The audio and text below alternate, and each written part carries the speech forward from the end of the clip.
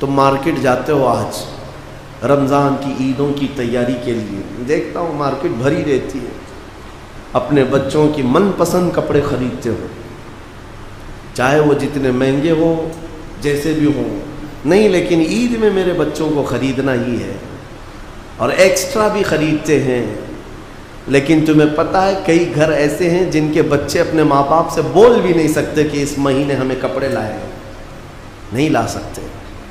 क्या ये एहसास किसी के अंदर है कि जब मैं शॉपिंग करूं तो एक ड्रेस एक्स्ट्रा ले लूं, एक नया जोड़ा एक्स्ट्रा ले लूं, ताकि मैं वहां तक पहुंचा दूं जिसके बच्चे के बाप के अंदर खरीदने की ताकत ना हो, ताकि ईद में वो भी हमारे साथ शामिल हो सके। क्या तुम ईदों के वक्त ये एहसास का वाक़या नहीं सुनते? जब मेरे आका सल्लल्लाहु अलैहि वसल्लम ईदगाह जा रहे थे, बीच में एक यतीम बच्चे को देखा जो फटे पुराने कपड़े में था। हुजूर ने उससे पूछा, क्या तेरी ईद नहीं है? उस बच्चे ने कहा, ईद तो है लेकिन मेरे बाबा नहीं है, मेरे बाबा नहीं है, वो शहीद हो चुके हैं, मुझे पहनाने वाला कौन है आज? वो कायनात के आका व मौला जो अनीसे बेकसां है, चारा साज़े दर्दमंदा है, उस यतीम को उठाकर अपने घर लाए और अपने हाथों से नहलाया, हसनैन करीमैन के कपड़े पहनाए, ईदगाह जाने के वक्त वापस आकर के, और फिर उस बच्चे को अपने कंधों पर सवार करके ईदगाह ले जाने लगे। कौन है ये जो एहसास रखता है? हसन और हुसैन उंगली पकड़ करके चल रहे हैं और यतीम बच्चा कंधे पर सवार है, मुस्तफा करीम के कंधे पर सवार है। बल्कि उस दिन देखने वाले सहाबा अश अश करते रह गए, और कई बच्चे तो ये तमन्ना करते रह गए, काश हमारे भी बाप मरे होते तो मेरे आका कंधे पर उठाए होते, यतीम होते हम।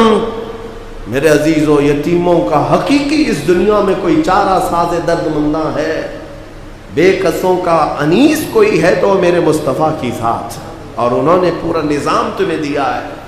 ये सिर्फ सुनाने के लिए नहीं, ये कोई कहानियाँ नहीं है जो तुम्हें सुनाई जाती हैं, तुम्हारे अमल के लिए है कि अपनी ज़िंदगी में तुम्हारे पास जो चीज़ भी आए उसका एक हिस्सा उन लोगों के लिए ख़ास कर दो, क्योंकि कुरान में है, वफ़ी अम्वालिहिम हक़्क़ुन लिस्साइल वल महरूम।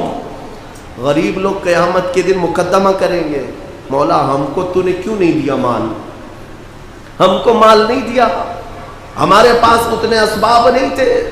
रब ताला फरमाएगा तुम्हारा माल भी दिया था अमीरों के पास, तो गरीब कहेंगे उन्होंने तो हमें नहीं दिया, उनके पास मैंने तुम्हारा हक रखा था, तो कहेंगे हमारा हक तो उन्होंने दिया ही नहीं, जिंदगी भर वो खुद खाते रहे। इस बात पर इन अमीरों की पकड़ होगी, मैंने तुम्हें जो माल दिया था वो सब तुम्हारे ऐश के लिए नहीं, मांगने वाले और महरूम लोगों का हक भी मैंने तुम्हारे माल में रखा था। तुम ये समझते रह गए कि सारा माल हमारा है, क्यों देंगे हम दूसरों को?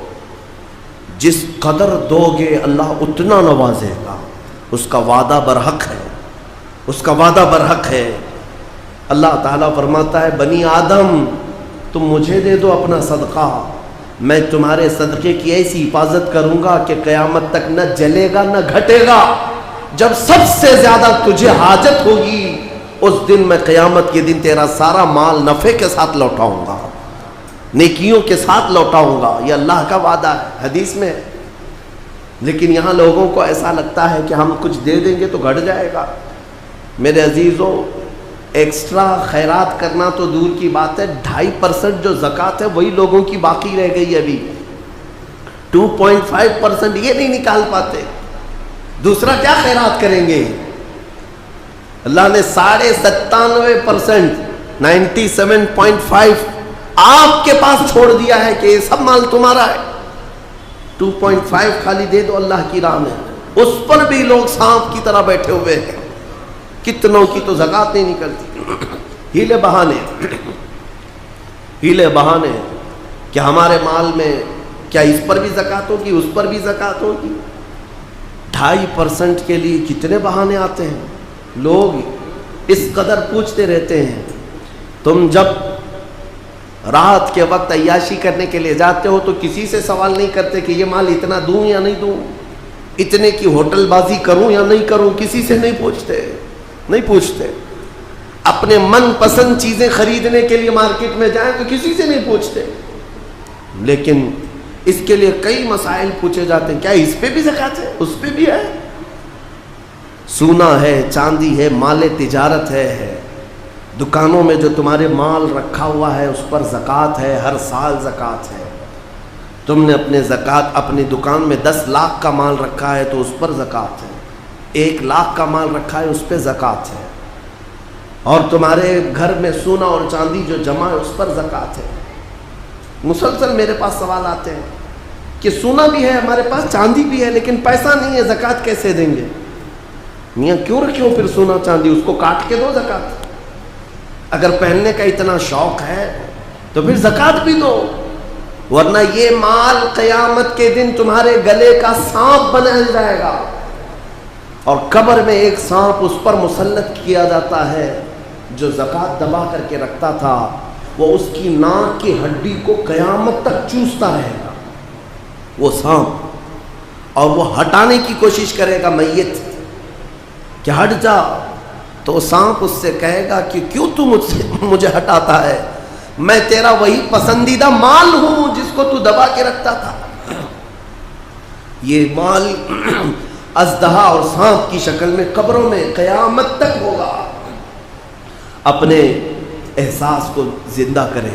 میں ایک بات بتاتا ہوں، اسلام کا نظام، میرے آقا صلی اللہ تعالیٰ علیہ وسلم مسجد نبوی سے باہر نکلے، حضرت ابو ہریرہ کہتے ہیں میں اس دن بہت بھوکا تھا، سوچا کہ حضور سے شکایت کر دوں۔ جب میں باہر نکلا حضور نظر آ گئے، میں نے کہا یا رسول اللہ پیٹ، انہوں نے دکھایا پیٹ۔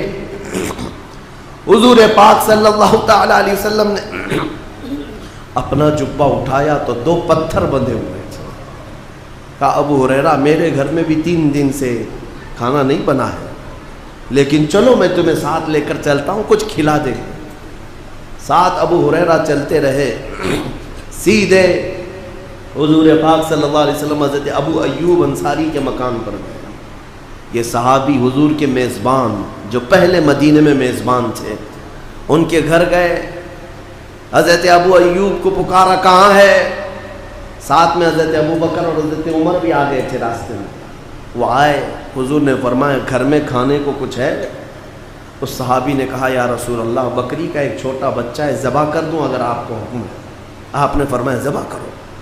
ذبح کر کے سالن بنایا گیا، سالن بنایا۔